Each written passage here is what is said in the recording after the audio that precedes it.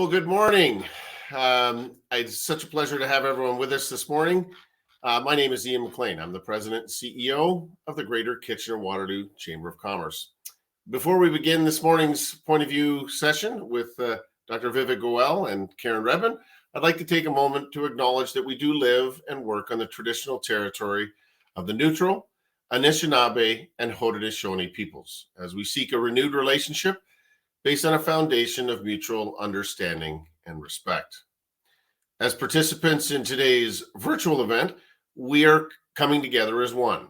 We believe everyone is free to be their true self and receive the same respect and opportunity regardless of age, ethnicity, gender, culture, identity, sexual orientation, beliefs, or language. We hope you'll join us in fostering a positive environment here today to ensure a safe and welcoming space for all. I'd like to take a moment to thank our sponsors and partners of today's event. Without them, any chamber event wouldn't be possible, and specifically this program today would not be possible. So a special thank you to our title sponsor, the University of Waterloo, and our event sponsors, KPMG, and You Got a Shop Here, Waterloo Region. Please join us in thanking these incredible sponsors by adding a thumbs up or a thank you in the chat box. This morning's event is streaming live, so we encourage you to post comments in the stage chat to the right of our speakers to see. At any time, you can also visit the reception page to learn more about our event sponsors and to view the event schedule. We hope you had a chance to do some networking with other attendees already this morning. There'll be another chance to do so following the main stage program. Finally, if you have any questions during today's event, you can visit the help desk in the sessions area to speak with a live chamber representative at any time. I now have the honor of introducing today's speaker, Dr. Vivek Goel. Dr. Goel is the University of Waterloo's 7th president and vice-chancellor. He is a distinguished scholar with extensive achievements in research, teaching, and leadership across both public and private sectors. Dr. Goel is recognized in Canada and around the world as a leading public health researcher, health services evaluation expert, and a champion for the use of research evidence in health policy. He has held a number of senior leadership roles at the University of Toronto, including as vice president and provost, and most recently as vice president, research and innovation. He served as a founding president and CEO of Public Health Ontario from 2008 to 2014, and also as a founding scientist at the Institute for Clinical Evaluative Sciences, where he continues as an adjunct senior scientist. Vivek has served as chief academic strategist with Coursera, a global platform that connects universities and learners with online courses. He has extensive experience in governance and serves on several boards. He obtained his medical degree from McGill University and completed postgraduate medical training in community medicine at the University of Toronto. In addition, President Goel obtained a master's degree in community health and master's in biostatistics from Harvard University School of Public Health. Moderating today's session with President Goel this morning is our good friend of the Chamber and Regional Chair of Waterloo, Karen Redman. Karen has been a dedicated public servant for well over 20 years. She has represented the community at several levels of government, including school board and municipal and regional council, and as a federal member of parliament, and now as chair of the region of Waterloo. Just before we get started, I think Vivek's going to provide some initial opening remarks, followed by a fireside chat that Karen's going to moderate. So I wanted to welcome you both. Thank you both for taking time out of your busy schedule, and I'll pass it over to Dr. Goel. Thank you, Ian, for the warm welcome. I'd like to extend my thanks to the Greater Kitchener-Waterloo Chamber of Commerce, the region of Waterloo, and everyone involved in organizing today's event. Since stepping into my role, I've appreciated the opportunity to meet with leaders from all across our community, including many of you with us here today. And I look forward to meeting more of you and to the university's continued work with our vibrant business community across the region. I've been inspired by the University of Waterloo's unconventional founding. 65 years ago, a group of local business leaders imagined a new university that would tackle some of the world's most daunting challenges. Gerald Hagee and Ira Needles took their experience in industry and founded a university built to serve the needs of the community and propel the region and our nation forward. They went against centuries of university tradition by establishing an innovative institution that integrated work experience with academic excellence. That decision took courage. It also required a deep connection with local business, government, and community leaders. Hagee and Needles knew an unconventional university could only thrive with the support of the local community. Today, Waterloo students, faculty, and alumni contribute to the economy and vitality of Waterloo region, and the community has reciprocated in immeasurable ways. It's clear to me that this community has always recognized the importance of new ideas driven by entrepreneurial spirit and the belief that problem solving must be infused with imagination. From the region's history as a powerhouse for manufacturing and insurance, through its transformation to a high-tech hub, and to its success today as a center of innovation, the community continues to adapt to ever-changing economic and global pressures. Our region's success and evolution has always been fueled by collaboration.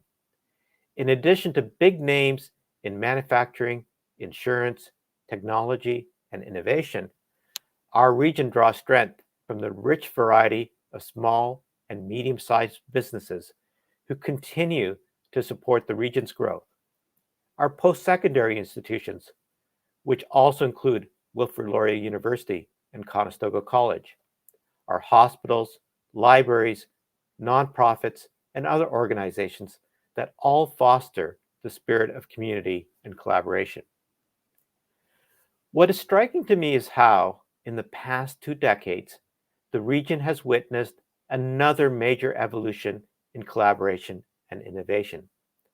As organizations such as Communitech, CIGI, the Center for International Governance Innovation, the Perimeter Institute, the Research Institute on Aging, amongst others, have entered the scene. Our capacity to address complex problems, both local and global, has increased even further.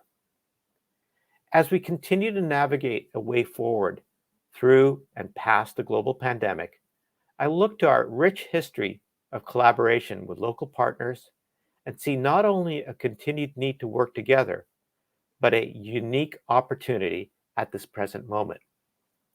Other cities may have a university, but how many can boast 3 post-secondary institutions, a world-class theoretical physics center, a leading think tank on governance, and a rich startup ecosystem? Our entire region has an opportunity to capitalize on the unique strengths of our key industries and institutions and the synergies between them. Emerging from the pandemic, as we look to build back after so much disruption, the University of Waterloo is committed to working with our community and partners across the country to ensure that we are all better prepared and more resilient for an uncertain future. Reflecting on the lessons learned, we know the pandemic accelerated the digital transition that was already underway. Working with partners like the Chambers of Commerce and Communitech, our co-op students help small businesses make their own pandemic-driven digital transformations.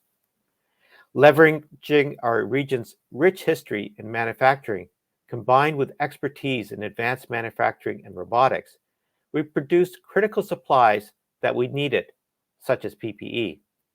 Looking ahead, we can help ensure that Canada does not rely solely on unpredictable supply chains for such essentials.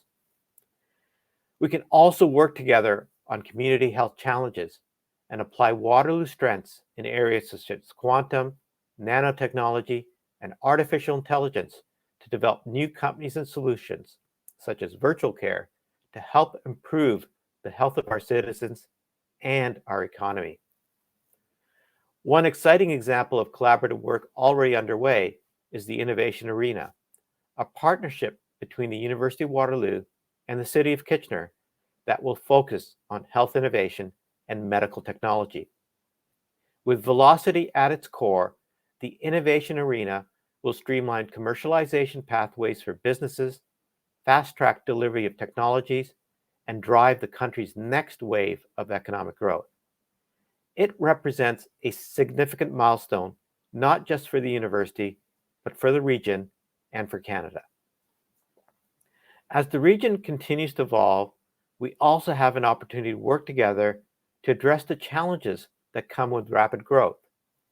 For example, Waterloo School of Architecture is working with the City of Cambridge on a project to investigate the use of tiny homes to address housing affordability and availability. Lack of affordable housing is an issue in cities across the continent, and as our region continues to expand, this project will explore different and creative ways to address this issue. More generally, as we continue to grow as an innovation cluster, we have an opportunity to avoid the challenges seen in other such clusters. We need to aim for inclusive growth, so the benefits accrue across all sectors of society and not just to a few. Our region also has an opportunity to lead in addressing the climate crisis, the most significant threat our planet faces. Researchers, innovators, and entrepreneurs can work together to create clean technologies. We can also work with our partners in insurance and financial services on creative solutions to the impacts of the climate crisis.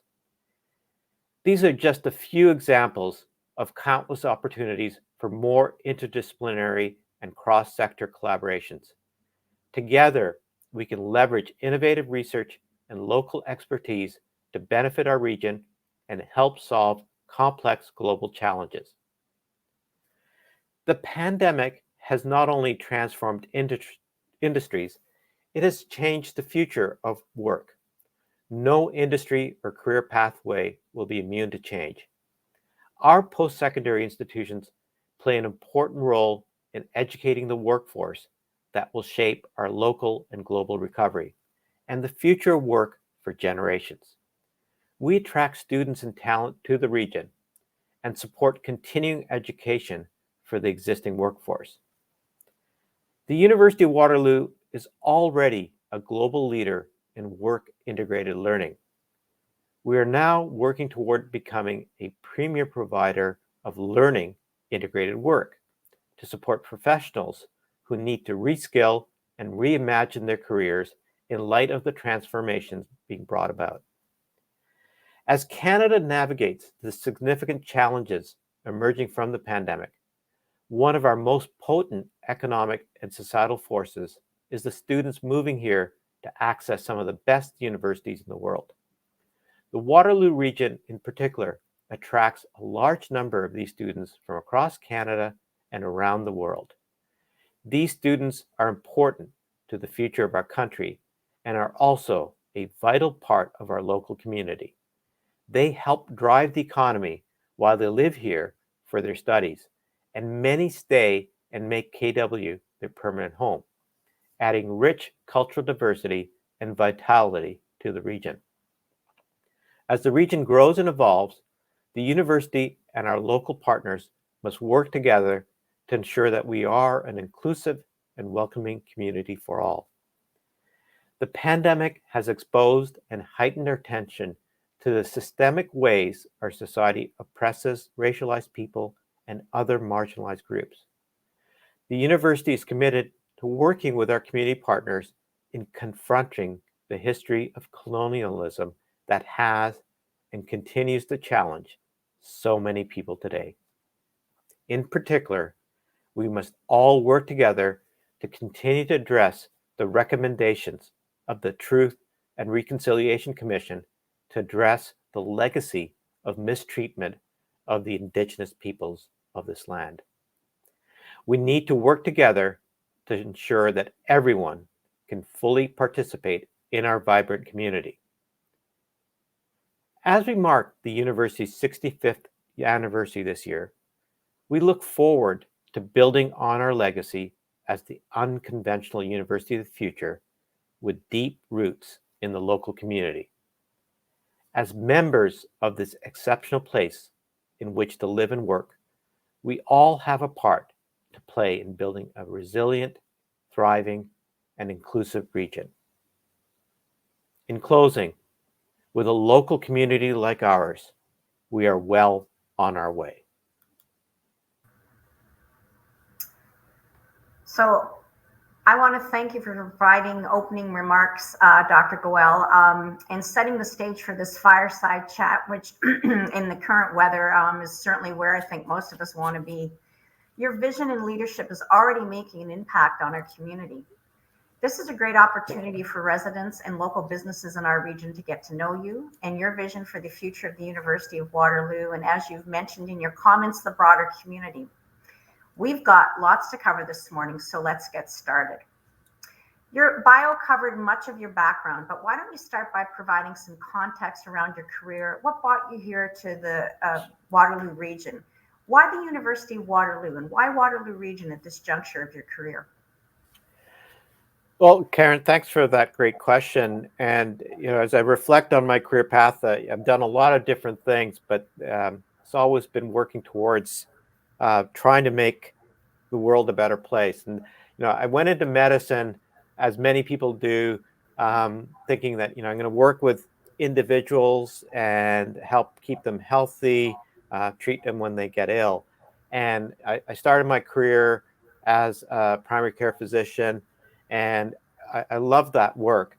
But what I quickly realized was that I was often seeing people too late.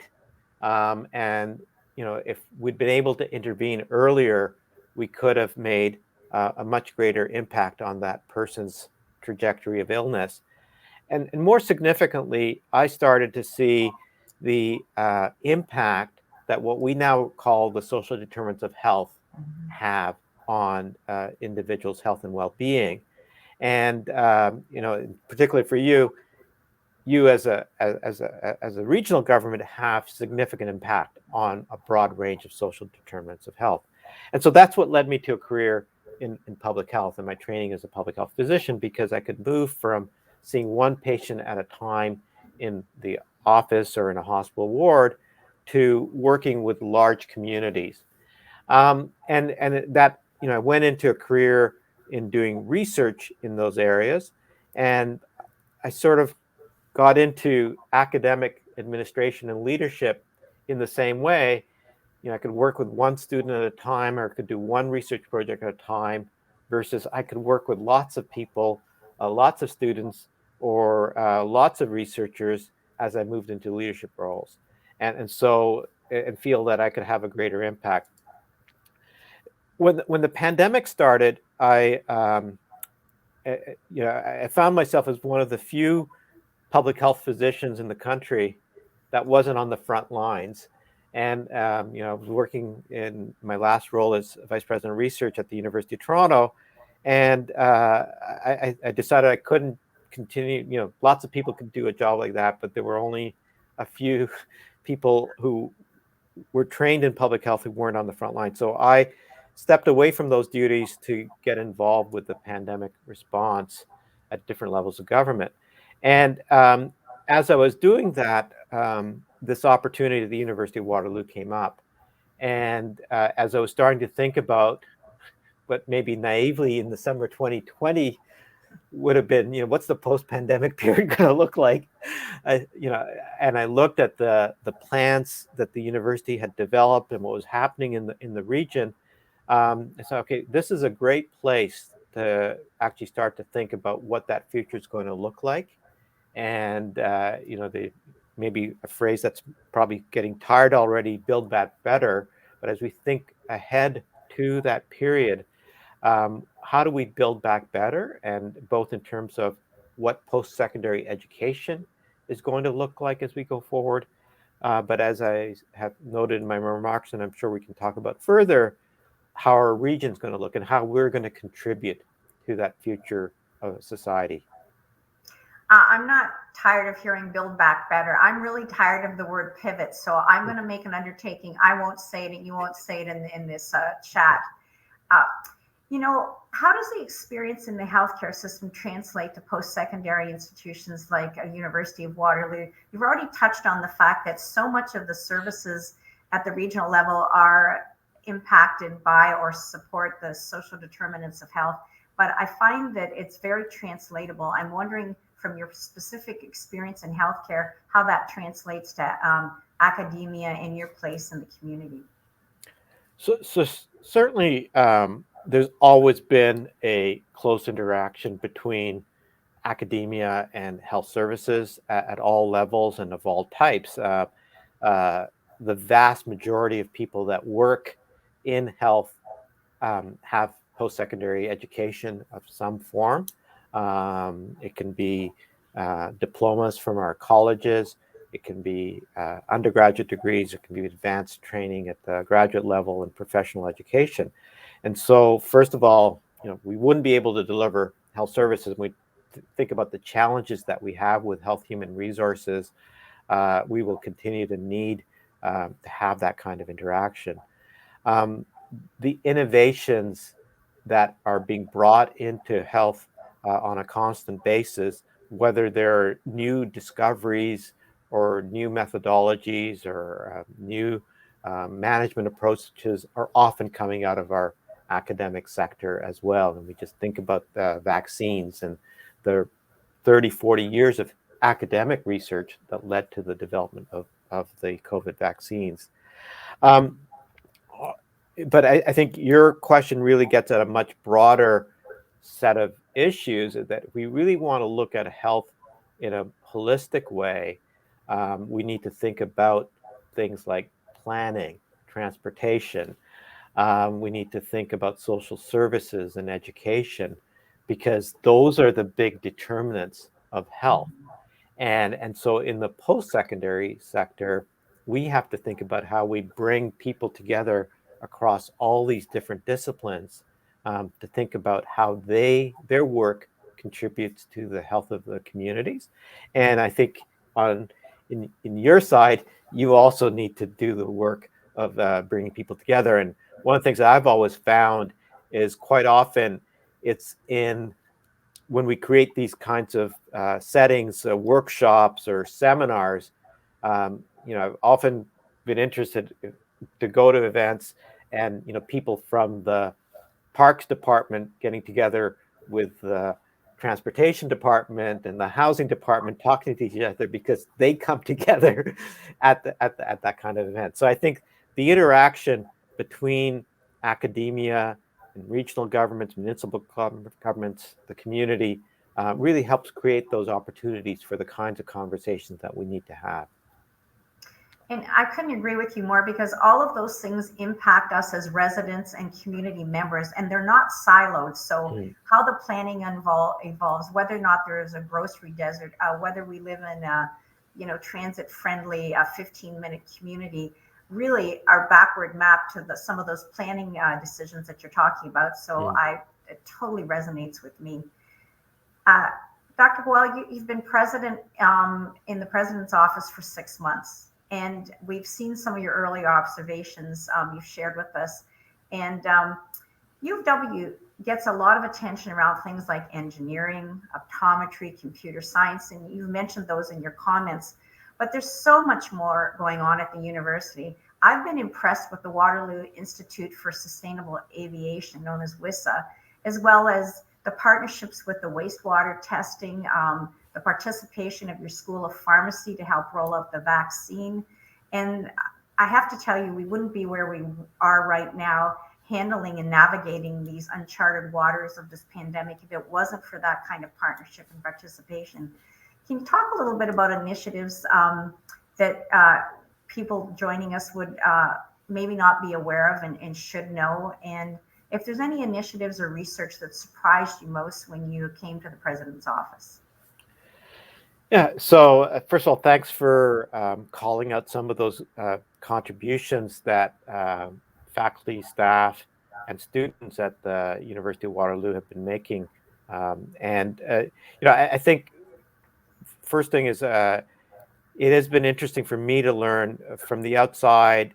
Waterloo is seen as a STEM institution, very much focused on engineering, math, computer science. So it's been interesting to learn about the breadth of activity. The Faculty of Environment was founded in the early first decade of the university back in the late 60s. And now it's such a big issue, it seems obvious that we should have a faculty of environment. Most universities don't have a faculty of environment. So that's an amazing resource that we have. And we have people thinking about these issues that have been thinking about them for a very long time, and leads to the creation of things like the Waterloo Institute for Sustainable Aeronautics that you mentioned, which involves all 6 faculties. The Faculty of Health, and we often don't think of the University of Waterloo as an institution that's got a strong presence in the health sciences, because we have institutions in the neighboring parts, like Western and McMaster and Toronto, that have such big biomedical complexes. But you mentioned pharmacy. We have the only school of optometry and vision sciences in English Canada. It's one of the top 5 in the world. We have kinesiology. We have a social work. So we have an incredible amount of activity in the health area. And interestingly, even in the areas, and as I mentioned in my remarks, in the areas of technology, such as digital AI, quantum nano, many of the projects that are being worked on, the products that are being developed, have applications in health. And then in the areas of the arts, humanities, and the social sciences, that's something that we don't talk about enough in terms of the contributions that we have at the University of Waterloo, and the work that's being done. And I mentioned CG, the collaboration with Wilfrid Laurier and the Balsillie School of International Affairs. We have amazing work that's contributing to topics in governance, what the changing geopolitical dynamics are. We have work in arts and culture. So, and going back to, it's the interconnection between all of these areas. I mentioned the rapid development of vaccines, which is amazing, right? Many, myself included, had predicted back in the spring of 2020 that was going to probably be years before we had a vaccine, right? And it was this miracle of science that we had a vaccine within a year. The one prediction I made that I think, I went back to some of those old slides. I said, it's going to be really hard to get those vaccines into people's arms. And, we can see today, we still have challenges within our own communities, but we have challenges globally. We think about the issues on global equity and vaccine distribution. That's not a challenge that's going to be solved by science. That's a challenge that's going to be solved by social scientists, how we communicate, how we tell stories. It's our people in arts and humanities that are going to help us understanding the human experience. And so what I'm really amazed is what the opportunity is at the University of Waterloo as we look to the future to think about the big challenges we face as a society and get at trying to solve them, not just with developing the technologies, but also thinking about how we shape the technologies and their development so they meet the needs of society. I can't tell you how thrilled I am to hear you talk about striving for excellence in every aspect, excuse me, of the university. As an English graduate major from the University of Waterloo, I really do appreciate the shout out to the arts. And it's wonderful also to be able to brag about Donna Strickland, our Nobel laureate, and know that research and excellence will always stand us in good stead as a community. I wonder how many of us have predictions, Dr. Goel, that we will look back and smile on what now feels maybe a naive perspective, but we're certainly learning through this pandemic. The University of Waterloo has a huge impact on our broader community and a huge footprint. You already mentioned the School of Architecture in Cambridge. You're connected to the transit system through the ION, the new GRT station at U of W, and you have campuses, the School of Pharmacy, the School of Architecture in Cambridge, and your students drive employment and housing patterns across the region. How does this impact the way you think about your role and the future, both of the institution and of our community? You've touched on a little bit in your opening remarks. Yeah, I think obviously the institution is very closely intertwined with the region, and certainly we appreciate the amazing work that's been done in building up the rapid transit and the new transit hub. When we do start to get people back, it's going to make a big difference in how our students in particular are able to access the campus. The issue of housing is obviously a big community issue. It's an issue for us, both in terms of housing for our students, but housing for our employees and for faculty and staff. The changes over the last few years are going to have an impact on us in terms of our hiring. But I also know from all the conversations that I have, they have an impact on everyone trying to grow their business or recruit people into the region. So those are shared challenges that we need to work together on. And I think our research and academic activities in areas like planning, in civil engineering, on buildings, and in architecture, as well as in many other areas, can help the region in looking for solutions to some of these challenges. And along the way, as we look for solutions to those challenges, we can also look for opportunities to create new businesses and companies that could bring those solutions to other communities and bring economic benefit back to our region. So I think we do have to continue to work together, and it goes right back to the founding of the institution. If we are able to work together on identifying what those mutual challenges are and then putting our best minds to work on them, I think we'll come up with really creative solutions. Uh, what are the University of Waterloo's major challenges in 2022, and how have they changed since Omicron has emerged, which I think is the latest wrinkle as we navigate this pandemic?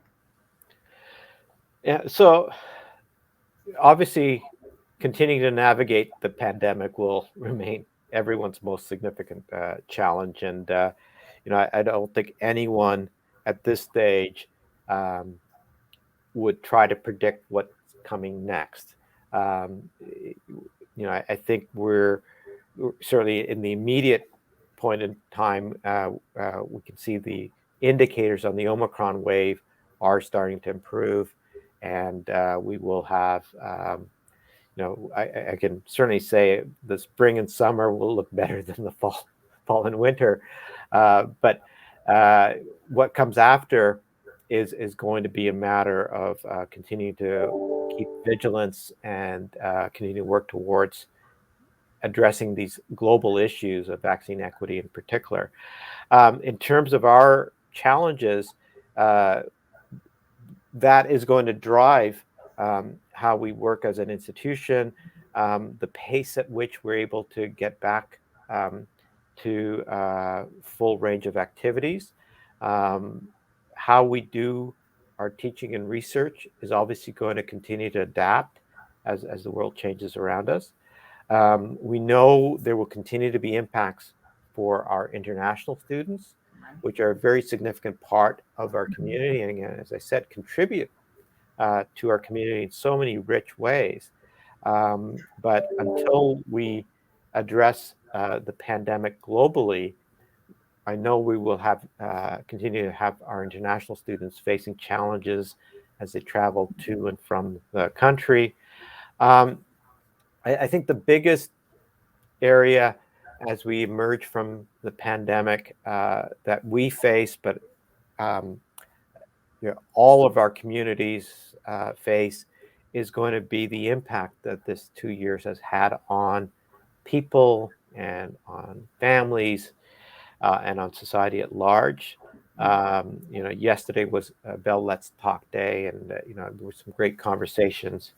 But the impact on mental health and well-being has been significant and will continue to be significant. And I think as a community, both within the university, but right across the community, we will need to work together on addressing the challenges that we face.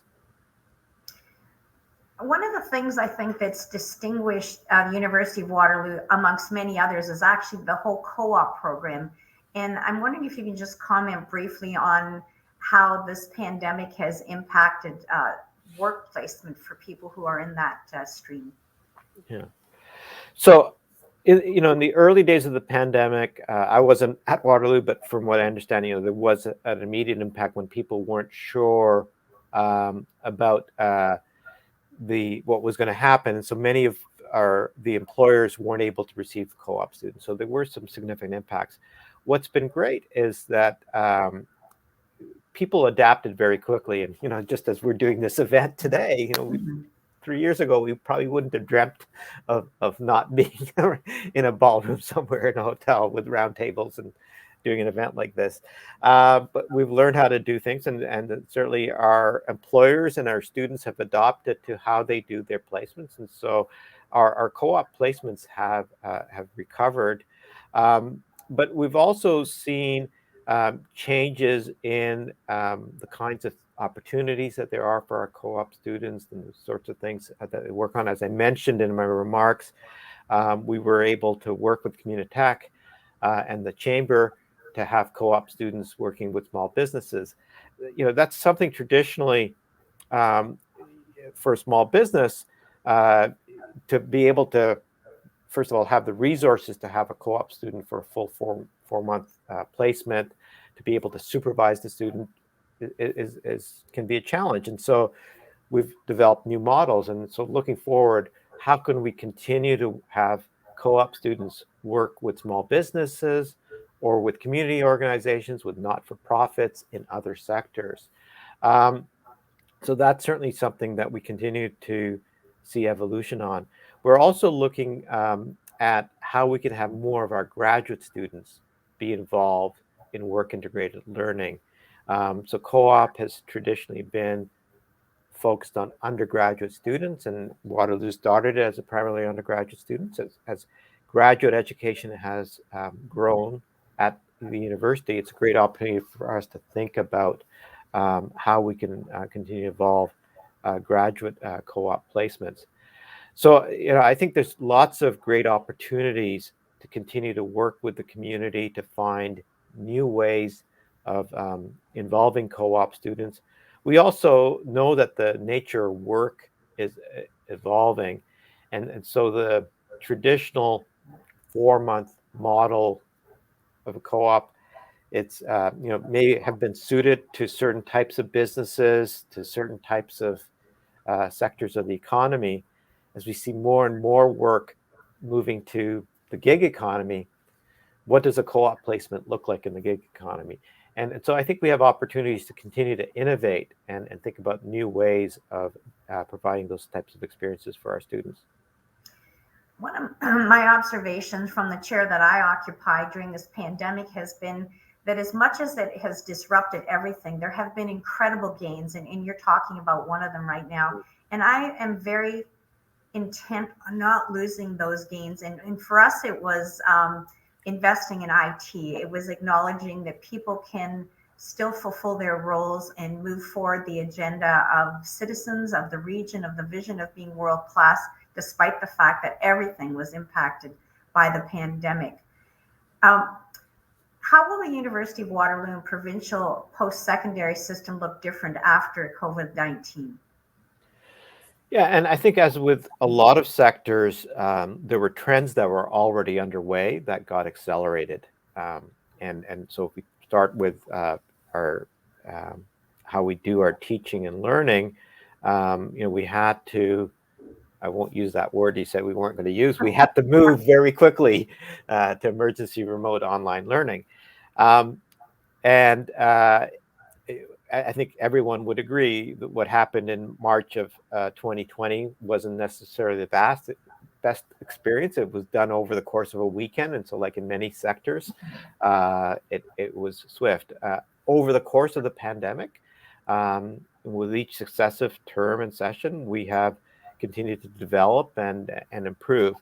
Uh, I don't think we will ever deliver the kind of post-secondary experience that our institution would see providing fully remotely, right?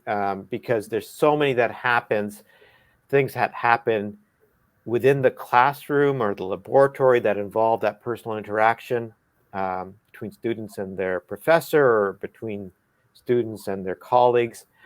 But there's all the things that happen outside of the formal learning experience. And whether it's athletics, arts and culture activities, student government. How many of our politicians had their first experiences in government, in student government? How many of our journalists had their first experience on the student newspaper or broadcasting on a student radio station? So it's all those other experiences that form the post-secondary experience. So I think what we will see happen in post-secondary institutions is that they will continue to take the experiences from the pandemic to use technologies to improve experiences for students, use technology to improve accessibility, use technologies to improve lifelong learning, professional development. We can do far more, reach far more people in the workplace using technologies. The same on the research side.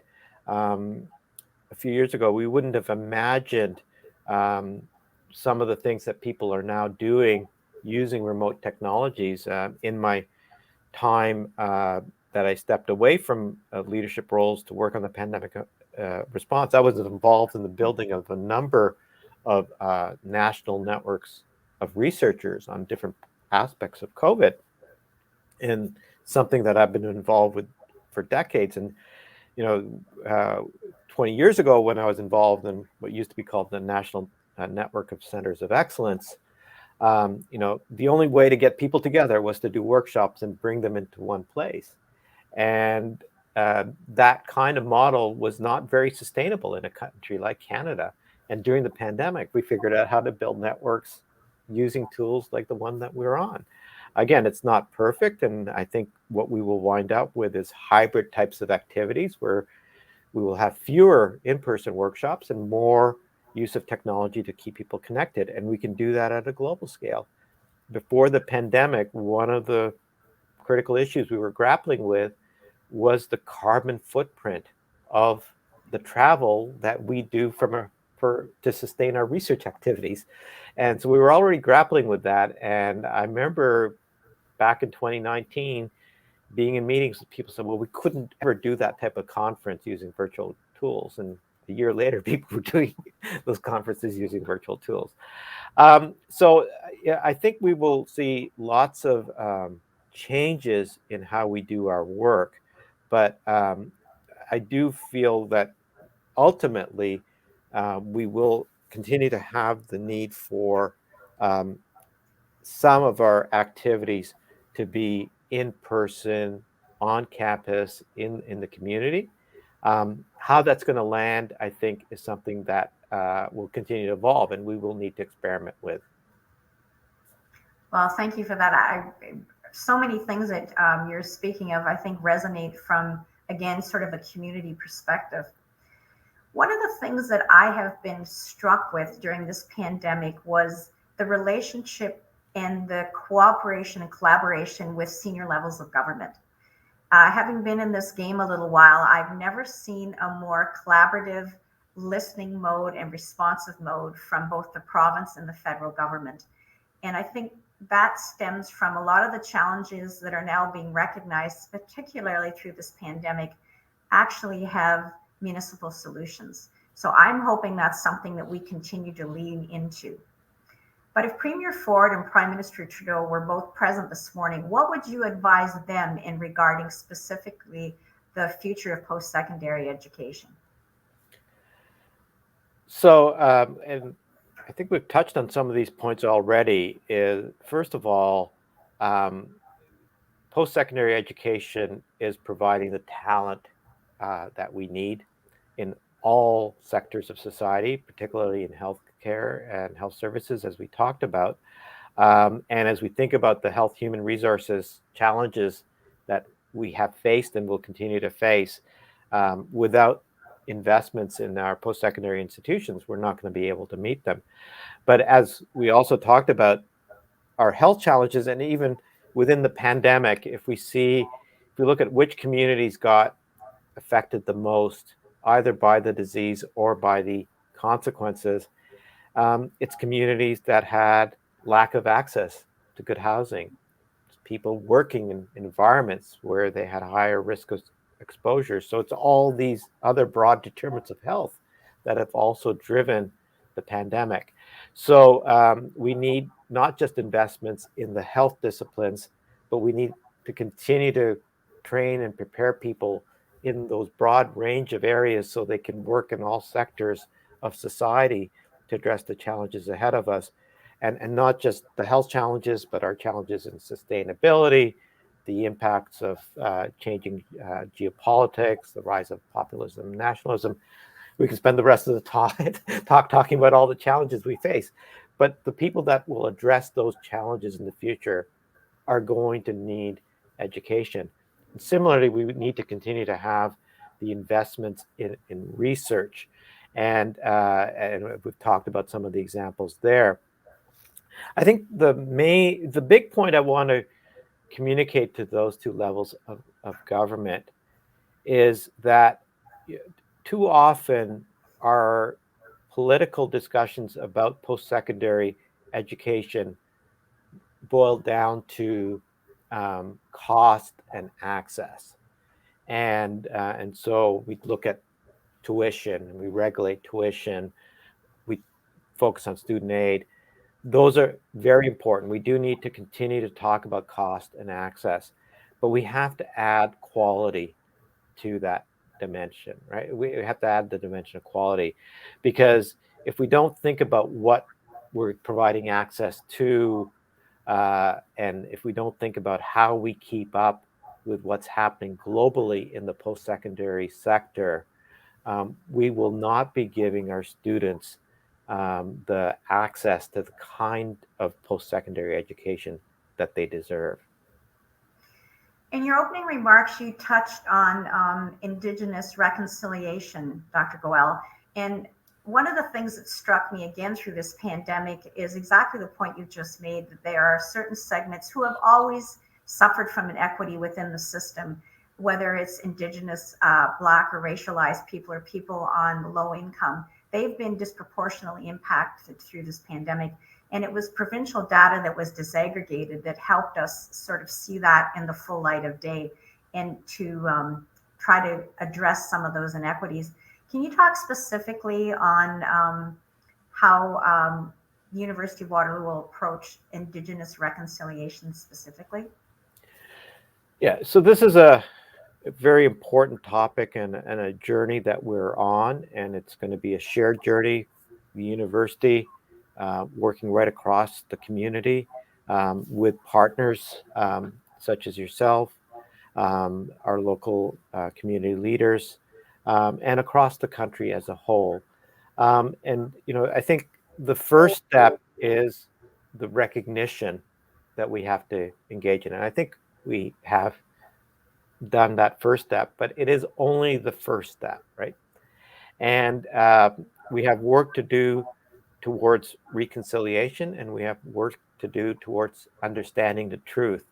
And if we think back, and we had another discovery of graves just this week, right? But last summer, for how many people in society, it was the first time that people actually understood what had happened, and not just in the remote past. I think the last residential school closed in the 1990s. This is something that is still a lived experience for people. And so understanding that truth, and so the university can play a role in education for our students, for our community. And we've recently created a new role, an Office of Indigenous Relations, led by Jean Becker, who is Associate Vice President for Indigenous Relations. She's going to be working with partners across the university and across the community in looking at the work that's been done to date and the work that needs to be done. We've been very fortunate that St. Paul's University College has developed the Waterloo Indigenous Student Center and undergraduate programming. They've got new programming in Indigenous entrepreneurship that they've developed. So I can see many opportunities that we can continue to develop and grow that programming, and to work with our community partners and with our Indigenous community partners on identifying what their needs are, where they would like to see us go, and we will build our support towards those goals. Thank you very much for fleshing that. I have to say, I know it's a journey that we're all on. We have obligations as settlers to educate ourselves. And I really think what I've internalized is there's a frustration and the anger by the 60 scoop survivors and residential scoop survivors, and the fact that they were telling their truth and it was falling on deaf ears. So I think we do have to find a way forward. You also touched on this previously as well, but the University of Waterloo and the National Post-Secondary System, how can accessibility be addressed in this context? So, accessibility we can think of in a couple of different ways. One is accessibility so that everyone that's deserving of a post-secondary education has an opportunity, regardless of their family background or their financial means. And so certainly we all have a role to play in ensuring that everyone has that opportunity. And there's certainly a financial element to it, but we also know from lots of research that there's things in early childhood development through K to 12 that affects the likelihood that someone's going to be able to go on to post-secondary education. So, if you don't have access, or your family doesn't have the ability for participating in co-curricular activities while you're in K to 12, that can affect your likelihood of being admitted. And so if you don't have access to other supports for your education. So we have to work with our partners in the school boards, with our partners in the community, in ensuring that everyone has the opportunities to have access. But there's a much more focused area as well, is ensuring that there's accessibility for people with disabilities, with different types of learning needs. And one of the things that the pandemic has shown us is how we can be flexible in our learning modalities. And sometimes the move to online learning, if we don't think about how we do that using tools that are accessible to people with different types of learning needs, can lead to new barriers for those individuals. Using those tools in an appropriate way, using adaptive technology, can actually improve access. And so as we come out of the pandemic again, I think there's lots of learnings that we have about how we can use different types of tools to continue to improve access to a broad range of communities. There's probably two defining characteristics that people from Waterloo region attribute to some of the success that we've had. And I would tell you that would be cooperation and collaboration. And I know that the relationship between the University of Waterloo, Wilfrid Laurier University, and Conestoga College is very vibrant. Can you talk just a little bit about the synergies amongst these three and what's the vision for the future? So certainly there's lots of synergies and complementarity, and I think that's what really contributes to the region. We're not competing as institutions. We're working in different spaces, working together where it makes sense. So I mentioned the Balsillie School of International Affairs, which is a collaboration between CG, Wilfrid Laurier, and the University of Waterloo. We have other joint programs with Wilfrid Laurier, double degree program in business and math, for example. As we think about the innovation economy and the continued growth that we see, I see lots of opportunities to work with Conestoga College in every area. We have talent needs at the undergraduate, graduate level, but we also have talent needs for skilled workers that will get their skills from our community colleges and polytechnics and other institutions. And so thinking about how we meet the needs of the region, I can't say at this point, again, 6 months in, that I have the vision, and it's something that I think our three institutions have to work together and continue to work together towards. But I think we have a real opportunity, as I mentioned in my remarks. I think other regions of the province, of the country, of the world look with envy to what we have here with three institutions, and it behooves us to work together to meet the local as well as the national needs. So one of the things that I think is a hallmark, besides the collaboration and cooperation in Waterloo region, is really the synergies between the urban and rural mix, because we have 4 townships and 3 urban areas. In 2018, when I was preparing to run for regional chair, one of the conversations I had was with a 3rd generation farmer, and they raise organic bison. And she was telling me how they had water troughs that were solar powered and motion activated. So when the bison came up, the water would come up, they would have a drink. And when they went away, the water would go down, and it helped guard against a whole bunch of microbes and bad stuff growing, so that they didn't have to use antibiotics on an organic herd. And to me, it was a wonderful collision of the synergies that happen. And as much as engineering, high tech, and advanced manufacturing are some of the hallmarks that define the current Waterloo region, food production and processing is also one of the 4 major economic drivers of our community. And I believe that food sovereignty, as well as PPE and a whole host of other things that we've found through this pandemic, there's a lot of good sense in making sure that we have that sort of homegrown. I'm wondering if you can speak just for a minute about the opportunities for increased collaboration across the region. So not amongst the post-secondary institutions necessarily, but region-wide. Sure. And, I think on that example, I would say we would be looking, I would certainly be looking to partnerships with the University of Guelph, which is a global leader in veterinary science, in agriculture.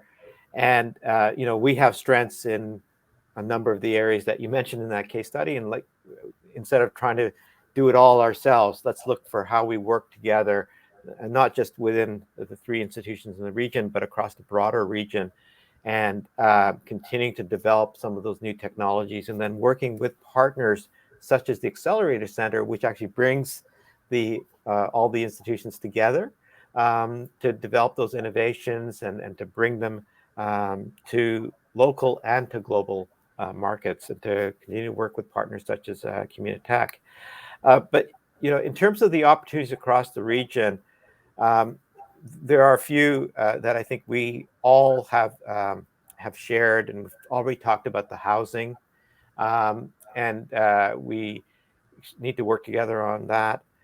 Health and health services is a major area that I think we have an opportunity to collaborate on.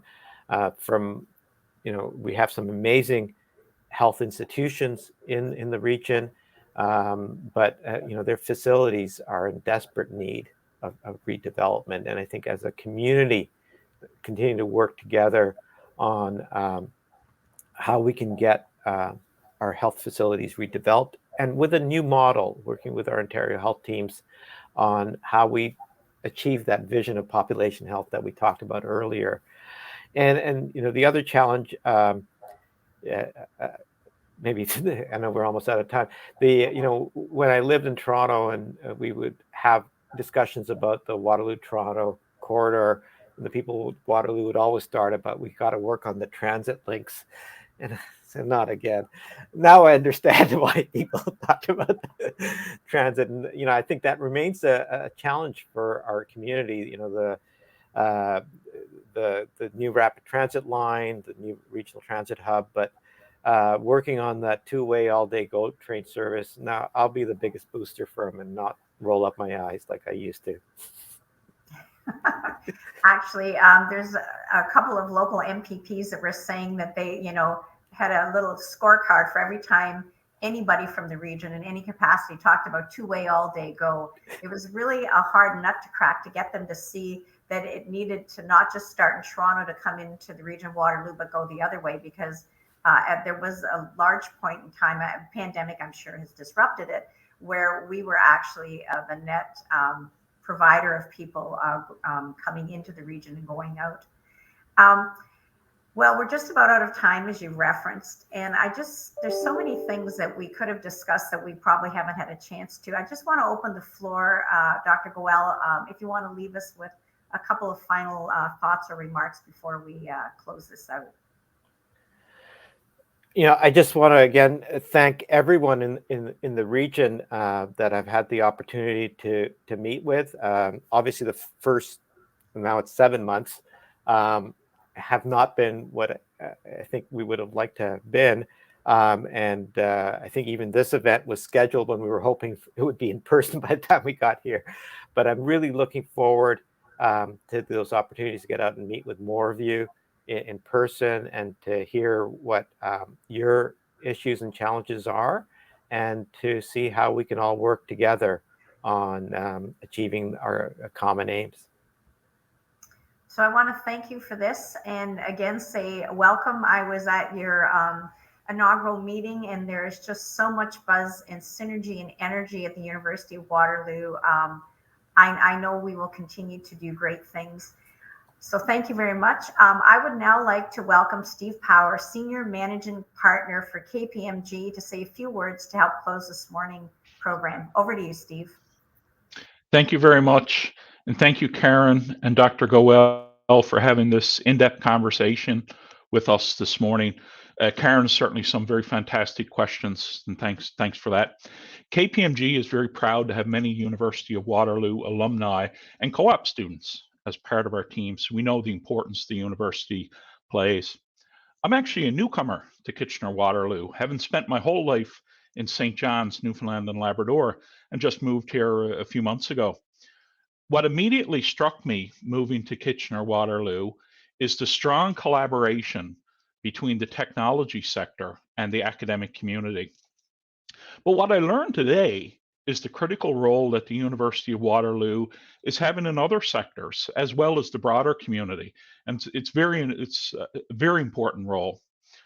So Dr. Goel, we very much appreciate the role that the University of Waterloo is having in growing not only the technology sector, but also the entire community. And thank you very much for this morning's chat. I would now like to welcome Ian McLean back to the stage. Well, thank you, Steve, and we do appreciate your contribution and KPMG supporting this event. Once again, I'd like all of us to join and thank Karen and Dr. Goel for fascinating discussion this morning. It was interesting to me, just as in passing, that the forbidden word that Vivek and Karen were talking about today is pivot. There are different ones when I tape business to business with Greg on Friday mornings that we have to stay away from, but I'll make sure we include that one as well. Listen, it was a fascinating discussion this morning. I really appreciate both of Karen and Vivek, tremendously busy schedules, but making time to be with us today.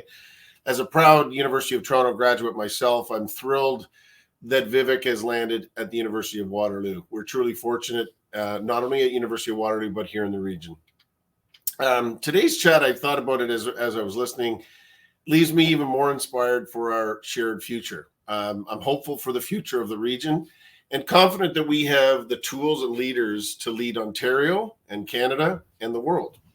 The region and U of W are fortunate to have Vivek leading this critical piece of infrastructure, which is the University of Waterloo, because they're foundational, along with our other academic institutions, for reaching our true potential.